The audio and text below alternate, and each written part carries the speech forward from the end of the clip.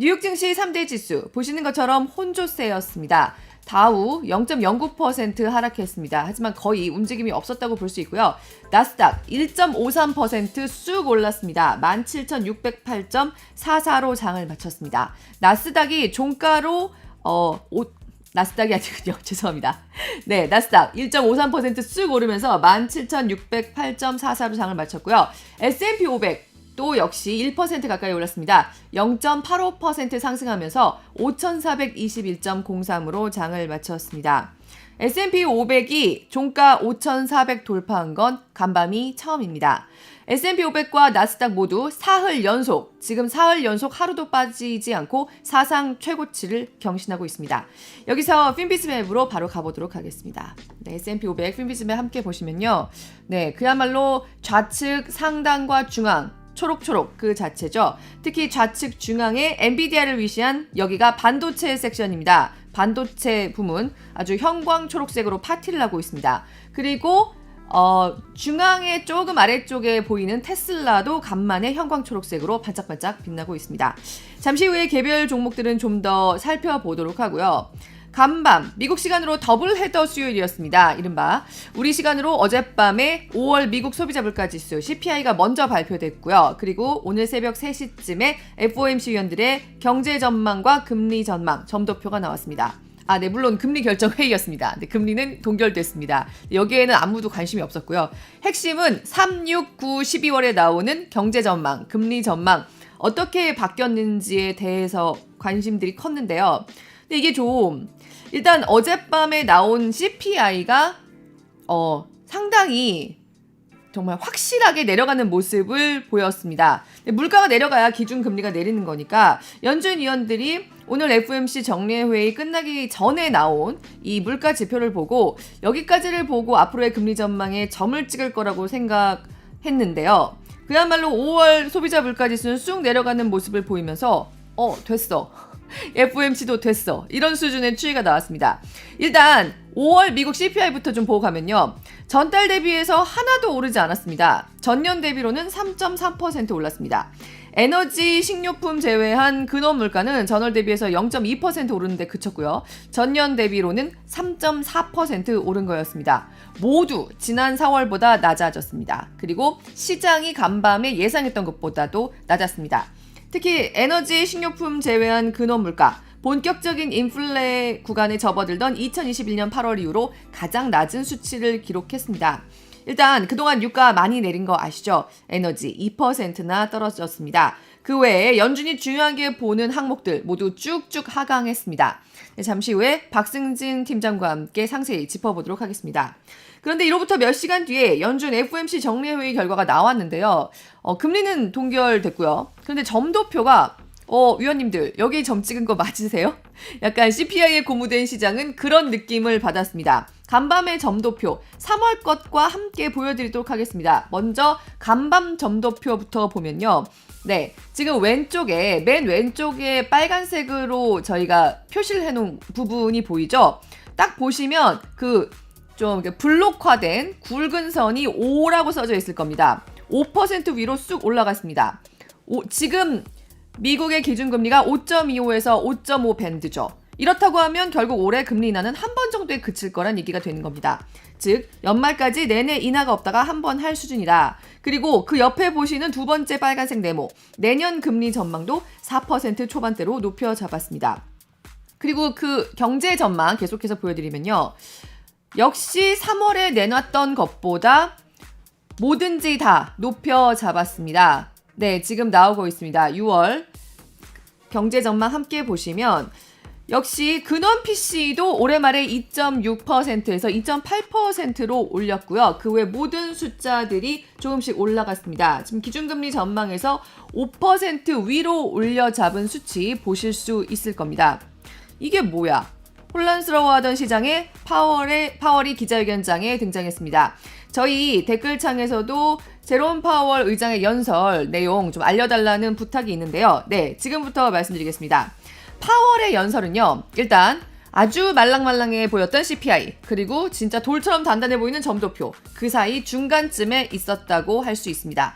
파월이 얘기한 것 중에 우리가 꼭 알아야 할 핵심 멘트들은 경제 전망에서 보인 수치와 점도표는 계획이 아니다. 우리가 이런 금리를 계획하고 있는 게 아니고 전망이다.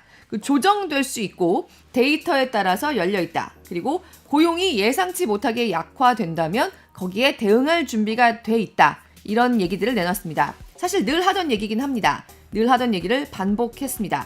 찰스 슈왑의 캐시 존스 스트래티지스트는 한마디로 이상한 FOMC였다. 인플레 둔화에 대한 자신감이 좀 결여된 것 같다. 그리고 중립금리 저렇게 올린 이유도 밝히지 않았다고 정리했습니다. 시장이 대체로 비슷하게 반응했습니다. 일단 상당히 매파적이었던 점도표, 그리고 그것보다는 덜 매파적이었던 파월 의장의 기자회견으로 요약될 수 있는 상황인데요. 역시 잠시 후에 박승진 팀장과 함께 하나하나 상세하게 짚어보도록 하겠습니다. 그럼 여기서 우리 시장 금리가 어떻게 반응했는지 보고 가야죠. 금리 함께 보도록 하겠습니다. 네, 보시는 것처럼 쭉 내려가긴 했습니다. 근데 사실 CPI 나온 직후에는 훨씬 더 쭉 미끄러졌었습니다. CME 페드워치에서의 금리 인하에 대한 베팅도 9월에 인하가 시작될 거란 베팅이 CPI까지만 나왔을 때는 80% 이상으로 올랐었습니다. 하지만 그 후에 FOMC 나오면서 국채 금리들 하락폭을 좀 줄였습니다. 여전히 하락세긴 하지만 그 하락폭을 좀 줄인 겁니다. 2년물 같은 경우에 7.8bp 빠지면서 4.756%대에서 거래되고 있습니다. 사실 이것도 간밤에 비해서 많이 빠진 거긴 한데 CPI가 나온 직후보다는 그래도 하락폭을 줄였습니다. 그리고 미 국채 10년물도 8.4bp 빠지면서 4.318을 기록하고 있습니다. 달러 인덱스도 원래 저것보다 더 많이 떨어졌었는데요. 역시 하락폭을 좀 줄였습니다. 증시도 마찬가지였습니다. 다시 핀비즈맵으로 가서 좀 보도록 하면요. 먼저 나온 CPI를 보고 열광하던 종목들이 일단 나스닥에 들어가 있는 빅테크들은 대부분 그 분위기를 유지했습니다. 그렇지만 중소형주들은 약간 상승폭을 줄이고요. 다우는 결국 약보합세가 되면서 나스닥의 빅테크들만 저렇게 초록초록하게 빛나고 다른 곳들은 빨간 조그만 네모들이 많은 그런 모습을 보이면서 간밤 장 마감했습니다. 일단 우리 애플부터 보도록 하겠습니다. 애플 어제 7% 넘는 폭등에 이어서 간밤에도 3% 가까운 급등세를 이어갔습니다.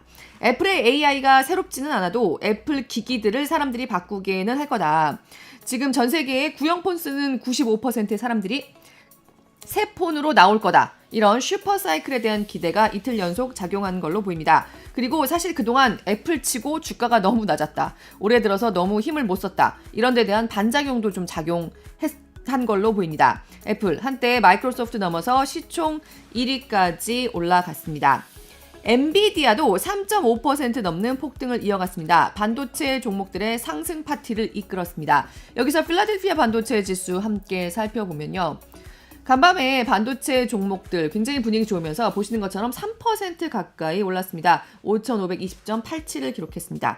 여기서 종목판으로 가서 개별 반도체 종목들, 사상 최고치 찍은 종목들 뭐가 있었나 좀 함께 살펴보면요.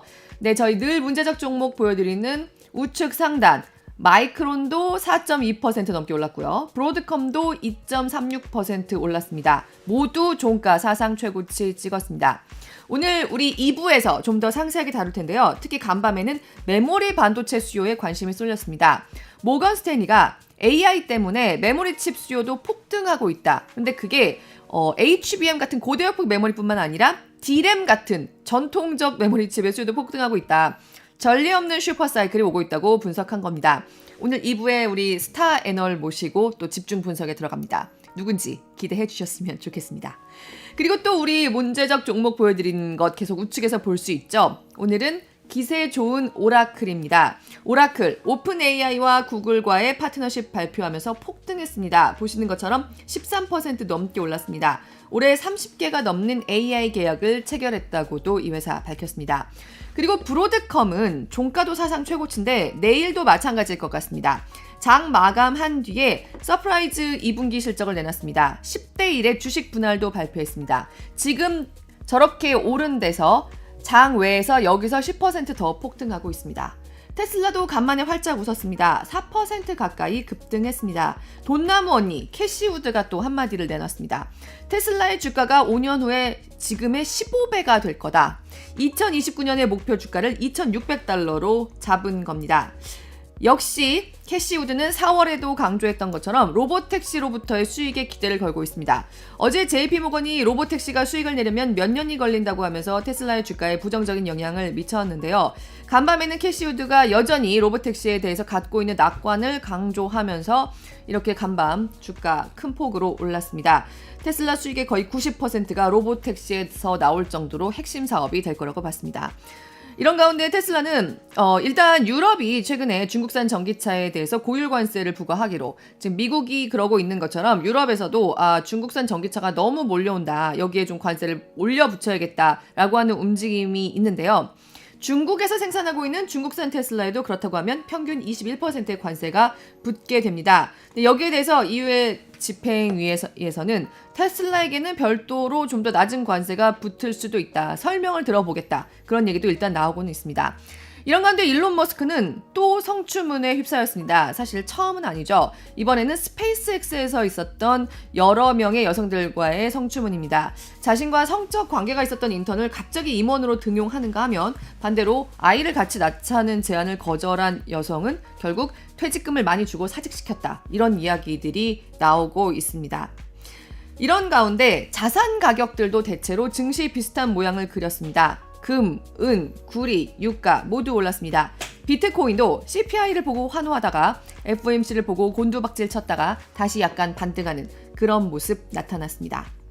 네, 여기서 좀 다른 소식들도 알아보죠. 유럽의 오픈 AI 대항마로 간주되는 미스트랄이 9천억 원의 투자를 유치했다는 뉴스가 들어와 있습니다. 여기에 투자한 회사들 화려합니다. 엔비디아, 삼성, IBM, 세일즈포스처럼 AI에 관심 가진 테크 기업들은 웬만하면 다 이름을 올렸습니다. 그리고 화웨이가 엔비디아급의 AI 칩을 낼 것 같다고 타이완 언론들이 일제히 보도했습니다. 중국 국영 매체는 아니고 타이완 언론들이라서 이렇게 앞으로 이것도 추이를 지켜봐야겠는데요.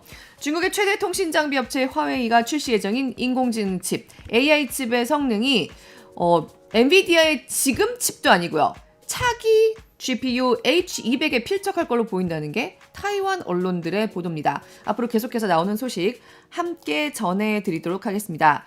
네, 저희 이런 가운데 이제 마지막으로 유가 비롯해서 몇 가지 살펴보고 브리핑을 마감하도록 하겠습니다. 국제 유가 3거래일 연속 상승했습니다. 보시는 것처럼 브렌트유는 이제 82달러를 넘었고요. 서부 텍사스산 중진유는 78.5달러로 집계됐습니다. 그리고 저희 이제 그야말로 대선이 경제하는, 정치가 경제하는 해라서 지금부터는 미국 대선에 있어서도 꼭 알아야 할 소식들 같은 거는 좀 짚어드리면서 가기로 했는데요. 사실 바이든 현 대통령의 차남이 3건의 중범죄로 유죄 판결을 받으면서 사법 리스크에 있어서 좀 타격을 입게 됐다라고 하는 소식을 어제 전해드렸습니다. 그런데 지금 공화당 측에서는 조금 입장이 애매합니다. 사실 바이든 대통령의 아들이 아무 유죄 판결도 받지 않으면 거 봐라, 트럼프에게만 불리한 분위기다라고 집중 공세를 하려고 했는데 양쪽 다 유죄 판결이 나오면서 조금 상황이 떨떠름해졌다는 겁니다. 공화당 입장에서는요. 그리고 공화당 측은 이번에 바이든 대통령의 차남 헌터 바이든이 유죄 판결을 받은 것 중에 불법 무기 소지에 대해서는 사실 총기 소유 권리를 지지하는 당 이념을 갖고 있다 보니까 그렇게 공격하고 싶지 않아 합니다. 그래서 탈세 혐의에 집중해서 바이든에게 계속해서 공세를 벌일 태세입니다. 바이든 현 대통령과 트럼프 전 대통령 모두 사법 리스크를 안고 대선을 치르게 됐습니다. 그리고 미국인들은 우리는 뭐 쿠팡을 제일 많이 얘기를 하는데요. 미국인들이 물건을 살 때 가장 많이 이용하는 쇼핑 플랫폼은 아마존이죠. 그런데 우리나라가 그랬던 것처럼 최근에 미국에서도 변화가 감지되고 있습니다. 미국 소비자 3명 중에 1명꼴로 아마존이 아니라 테무에서 물건을 산다고 대답한 겁니다. 여전히 아마존이 압도적이긴 하지만 2위였던 이베이보다 테무 이용자가 더 많아졌다는 건데요. 테무는 미국 시장에 진출한 것도 2년이 채 되지 않았습니다. 우리나라에서도 최근에 이런 중국 쇼핑몰들의 공세가 심상치 않았고 또 유해 물질 논란이나 여러 가지 논란들이 일어났었는데 미국에서도 비슷한 분위기가 이어지고 있는 걸로 보입니다.